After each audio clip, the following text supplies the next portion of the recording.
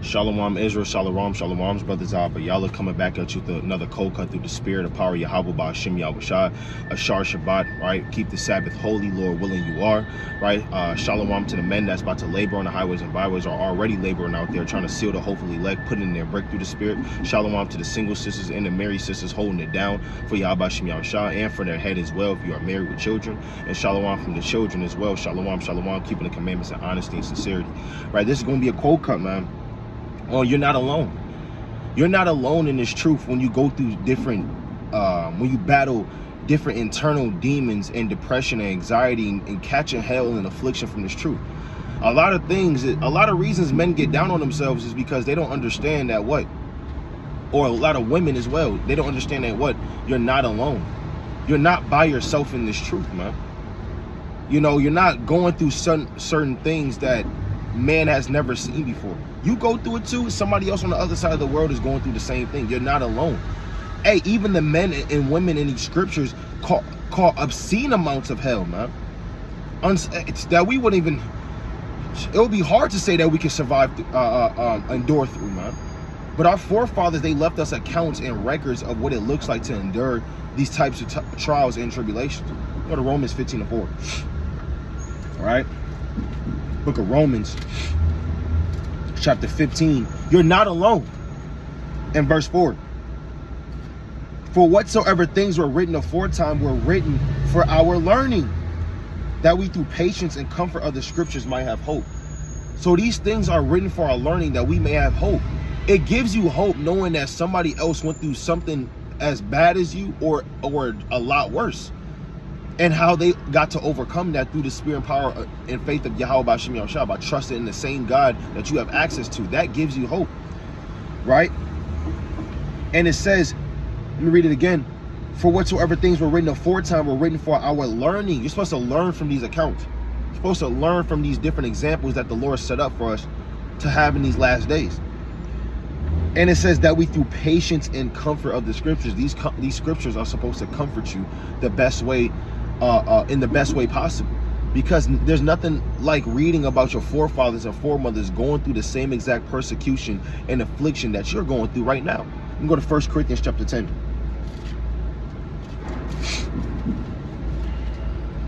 This is the book of 1 Corinthians chapter 10 and verse number 13. There have no temptation taking you but such as is common to man. But Yahweh is faithful, who will not suffer you to be tempted above that you are able. So the Most High is very faithful. He's not going to tempt you more than you're capable of. Meaning the Lord, they even say it in the world, the Lord gives his so-called toughest battles, right, to his toughest soldiers, man. If you're a tough soldier, the Lord's not going to give you light affliction. That's not going to be a just balance. If you're a tough soldier, if you're experienced, if you're seasoned, the Lord is going to give you much more afflictions and much more trials to prove you a lot more, right? To prove you a lot harder than a brother his car just breaks down once every year, and that's the only thing he goes through. No, the Lord's going to give you a lot more because he knows that you're able, right? And it says, who will not suffer you to be tempted above that you are able, but will with the temptation also make a way to escape that you may bear it. So with temptation or with trials that you're going through, there's always going to be a way to escape. It's just the option is, do you choose that way? The Lord's not going to, if you don't pass the test, you're not going to move on to the next test. You're going to stay on that same test. They even do that in grade school, elementary school, middle school, high school. If you don't pass that graded or state standardized test, you're not going to move on to the next test. You're not going to move on to the next curriculum. You're going to continue to always take that same test. You're going to be studying that same test. That's how temptation is. You're going to battle the same demon until you pass that test, man. Until you overcome that demon through the spirit of Yahweh Ba'Shem Yahushua. And guess what? There are many men going through the same thing. Many men going through the same afflictions. Maybe more or less different from you or I. But guess what? That temptation is rocking that brother or sister just the same way that other temptation is rocking you. There's no new temptation the Lord created. Let me go to Sirach 2:1. Right? It's Sirach 2:1. Yeah, temptation that can be easy to me can be hard for you through the spirit. And likewise, and likewise vice versa. Right? And it says, my son, if thou come to serve the Lord, prepare thy soul for temptation. So the Lord said, my son, if you come to serve me, you better prepare your mindset for temptation. You better prepare your mindset for what's about to come. These demons, now you on a hit list, man. These demons got you on a hit list. They said, okay, this brother came into the truth. Despite every way that we try to stop that. All right. So let me get the account of this brother. They got a scouting report on you. What do you think they do in the spirit world? They have a scout. You came into this. Okay, now we know this brother came into this truth. He's most likely, he can be part of the elect. Okay, he's on fire. He deals with drugs coming out of the world. He deals with drunkenness. One demon says, hey, fornication. Oh yeah, I forgot about that, fornication. Didn't that brother, didn't he used to shave off his beard too? Okay, the next job, he gonna get fired, and guess what? Now his next job, he got to shave off his beard. That's how these demons counsel about you. And guess what? The Lord said, you better prepare yourself for temptation, meaning gird up yourself to the battle. Gird up yourself to the war. You're drafted in the Lord's army. You're going to have to fight every day. You're not alone, though, when you're fighting. The Lord said he always has 7,000 men that have not bowed their feet to Baal. Paraphrasing 1 Kings, the 18th chapter, man, when he told Elijah that. Right, let's read on. Set thy heart aright and constantly endure, and make not haste in the time of trouble. Because why would the Lord tell you don't panic in the time of trouble if there was never going to be trouble serving the Lord? The Lord's going to send you trouble. The Lord's going to send you trials. You have to endure and overcome that. It's going to be hard. We all go through it, man. Some days I get down. Some days brothers have to lift me up. Some days brothers have to encourage me. I have to encourage brothers. Brothers get weak. Sisters get weak. But guess what? You don't fold and you don't break. You get stronger. Let's go to Psalms 88. Let's read about mighty King David, whose heart was perfect with the Lord. Actually, let me get that Psalms 139. This should show you who King David was. All right? This Psalms 139 and verse 20. 21. And it says, do not I hate them, O Lord, that hate thee? Am I not grieved with those that rise up against me? I hate them with perfect hatred. I count them my enemies. Verse 23. Search me, O God, and know my heart. Try me and know my thoughts. And if there be any wicked way in me, and lead me in the way of everlasting. So this is who King David is. Vehemently hated his enemies. His mind was perfect with Yahweh Bashim Yahushua. They knew that the Lord was with him in 1 Samuel 16:25, and he was cunning and prudent in matters, man. He said, search me, O Lord, and examine me, if there be any wicked way in me. Even King David got weak. Let's read about it. Let's go to Psalms 81, Psalms 88 and 1. Even this mighty brother got weak. King David. All right, Psalms 88 and 1. O Lord, God of my salvation, I have cried day and night before thee. So King David said through the Spirit, all right, it's like it's hot down here, man. Chicago the Great. Right? The Lord, King David said through the Spirit, he cried day and night before the Lord, man. We cry day and night before the Lord. Maybe on your knees crying, begging the Most High to take away that sin from you, to cleanse you, to force your ways to be right. You crying out to the Most High. King David was doing the same thing, right? And it says, verse 2, let my prayer come before thee, incline thy ear unto my cry, for my soul is full of troubles. Your soul goes back to the word psyche in the Greek, man, and in the Hebrew, going back to your mind. Your mind can be full of troubles. Like I mentioned earlier, anxiety, depression, right? Some people deal with PTSD, high blood pressure, right? Your mind's just being plagued with, being reproached for their former sins, right? King David had the same thing going on, right? And it says, for my soul is full of troubles, my life draweth near unto the grave. What does it mean when King David says life draweth near unto the grave, man? Because we know that God is the God of the living and not the dead. So if his soul is drawn near into the grave, hey, King David said his soul is spiritually famished, man. His mind departed from the way of the Lord a few times, man, and now he wants to come back. Let me go to the book of Job, chapter 33 and 22 to prove that. Your mind may depart from the Lord a little bit, right? And you start going off doing your own thing, but now you understand what you did was off, and you want to come back, and you cry towards the Lord because you feel like you forsook him. This is Job chapter 33 and it's 21. His flesh is consumed away that it cannot be seen, and his bones that were not seen stick out, man. Right? That's what happens when you become spiritually famished. Your bones start to stick out. Your flesh is cleaving to your bones, man. You look like brothers always bring it out. You look like a bald-headed, big foreheaded Ethiopian, man, when you look famished, man. That's how brothers get on a spiritual level when your mind starts to depart from the Lord. Yea, his soul draweth near unto the grave, and his life to the destroyers. So Job, in the book of Job, through the Spirit, saying the same thing as King David in Psalms 88 and verse 3, that your soul is drawn near to the grave, near to the destroyers. That's what King David just said, man. Why? Because your soul starts to become spiritually famished, man. Let's read that again in Psalms chapter 88 and verse 3. For my soul is full of troubles, and my life draweth near unto the grave. I am counted with them that go down into the pit. I am as a man that hath no strength, man. Right? So it feels like you have no strength. When you don't have food, when you don't have water, you don't have any strength in you. So in the spirit, if you depart from the Most High and you're not close to the living waters, if you're not being fed with the bread and the wine and the butter and the milk and the meat that the Lord is giving you, you start to become spiritually famished. Now your soul is going to draw near to the destroyers, the grave beneath, man. Right? And what else does it say? You're going to be counted with them that goes down into the pit. You have no strength, man. Sometimes you may feel like that you have no strength. Your mind departed from the Lord. Right? You went astray and you did your own will. Now you want to come back. You want to come back to those living waters. You want to be fully nourished again as the child of the Most High God. Sometimes we may feel like that, man. You're not alone. And I'm going to keep saying it. You're not alone, man. Right? And it says, verse 5, free among the dead like the slain that lie in the grave, whom thou rememberest no more, and they are cut off from thy hands. Sometimes we feel like we've forgotten by the Most High. Like the Most High just stopped dealing with you. When you're afflicted by the Lord, his waves are afflicting you. He's going to tell you that. Verse 6, thou hast laid me in the lowest pit, in darkness in the deeps.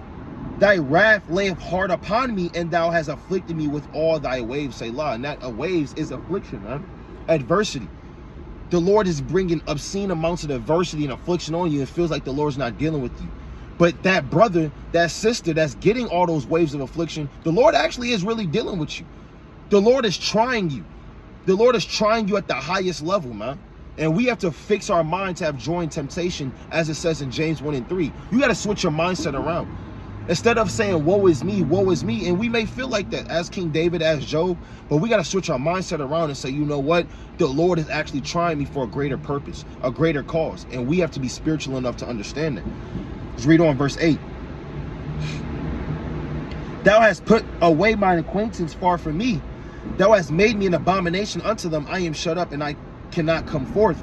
Mine eye mourneth by reason of affliction. Lord, I have called daily upon thee. I have stretched out my hands unto thee, man. King David cried unto the Lord. You may cry unto the Lord all day. You feel like the Lord's not hearing you.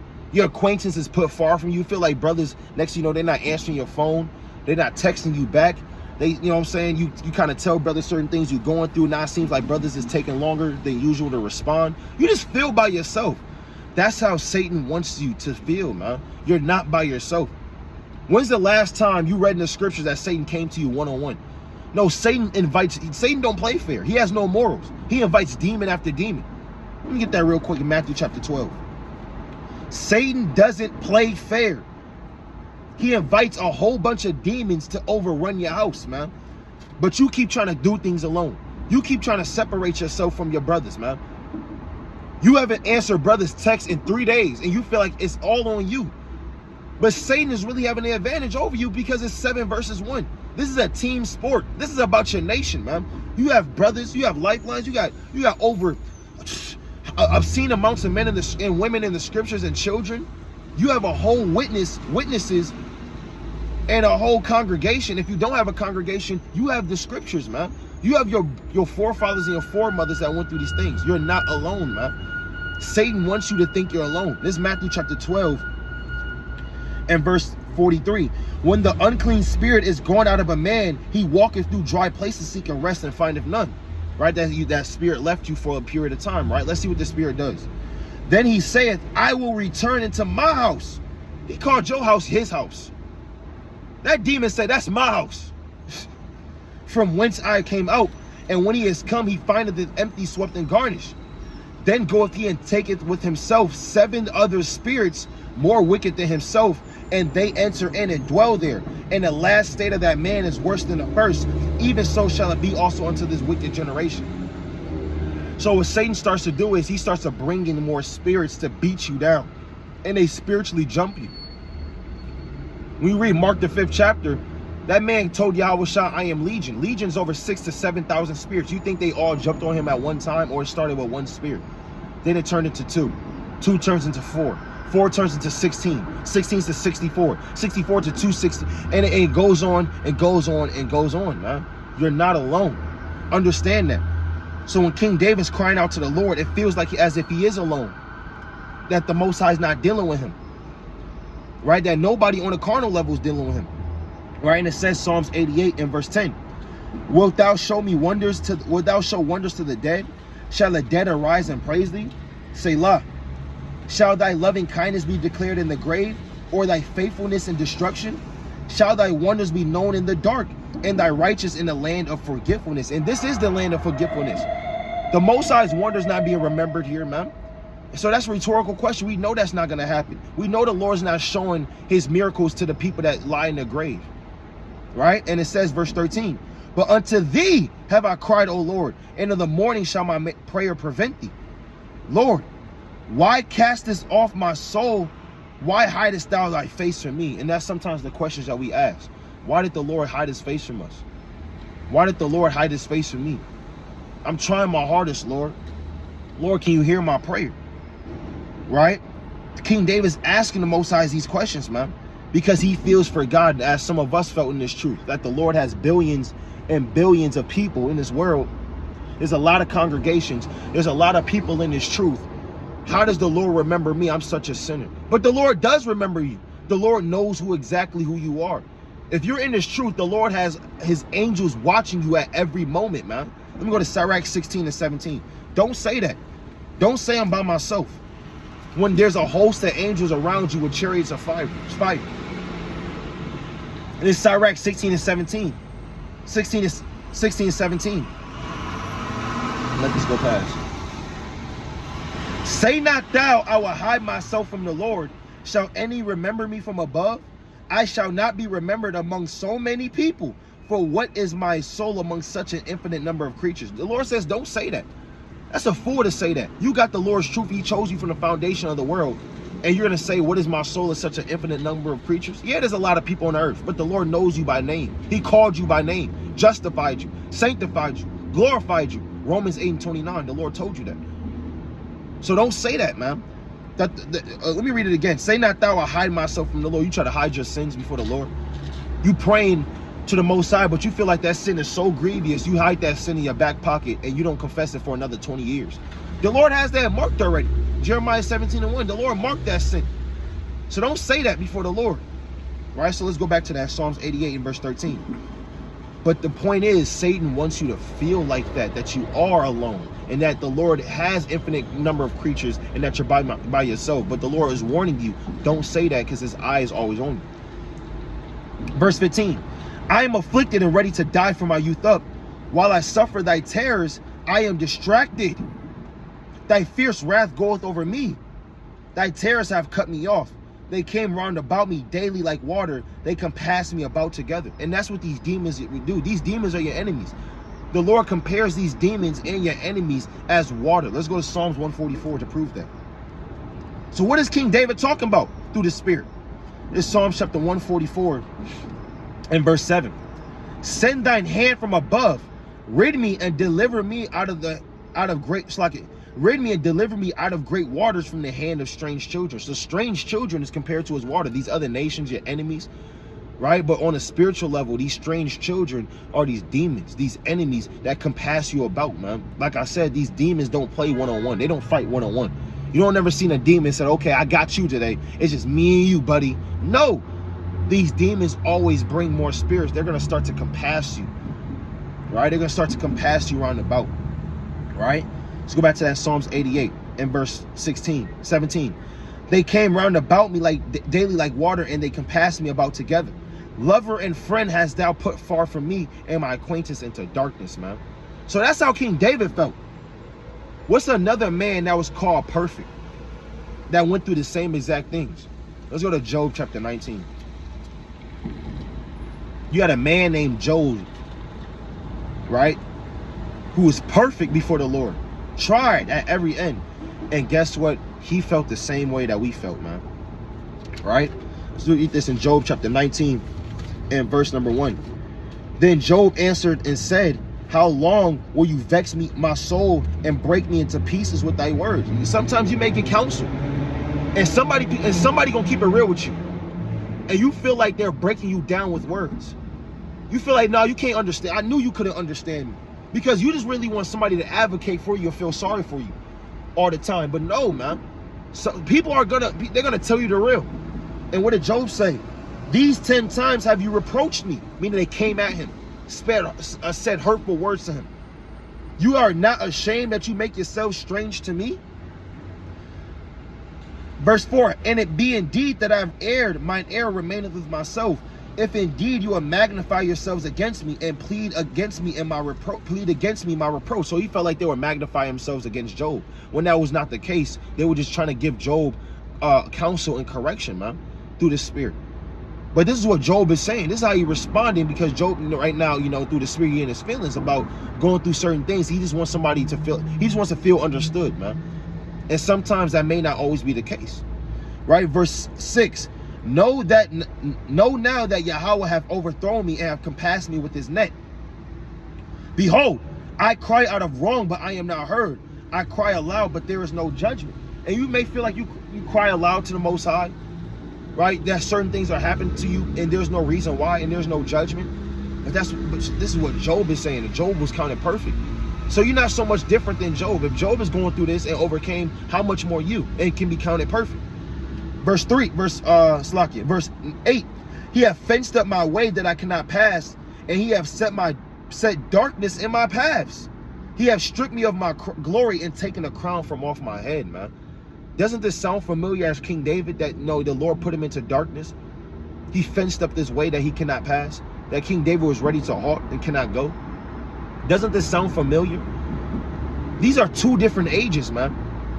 Job was hundreds and hundreds of years before King David, right? But how come they're saying the same thing? And guess what? We're hundreds and thousands of years.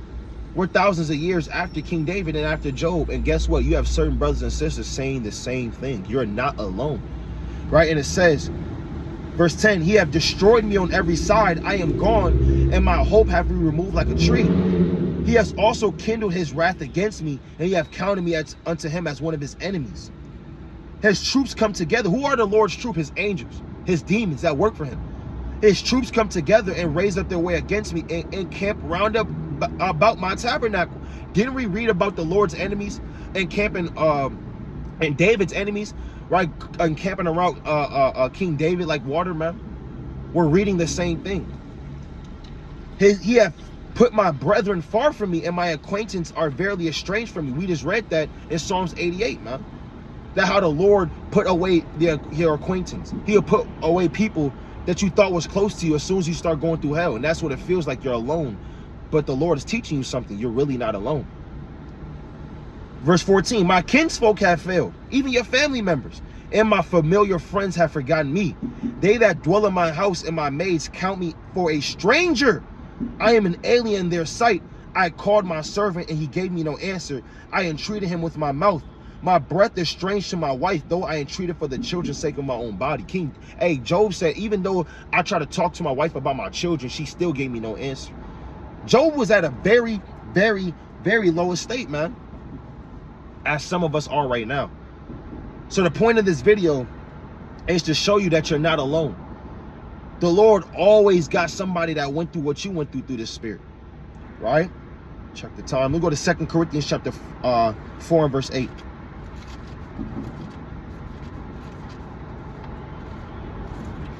It's time to kick it up a notch, man. It's 2 Corinthians chapter 4 and verse 8. We are troubled on every side, yet not distressed.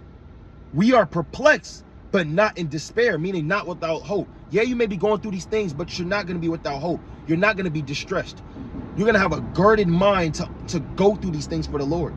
Verse 9, persecuted, but not forsaken.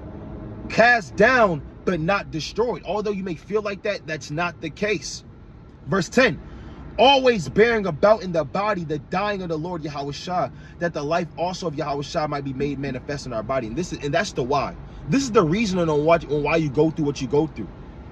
Because you have to bear in your body the Lord Yahushua Mashiach. Just read about what the Lord went through, man. You have to have that in the body so you can also have life with him in the spirit. Verse 11, for we which live are always delivered unto death for Yahushua's sake, that the life also of Yahushua might be made manifest in our mortal flesh. So that's the reason why we go through these certain things, man.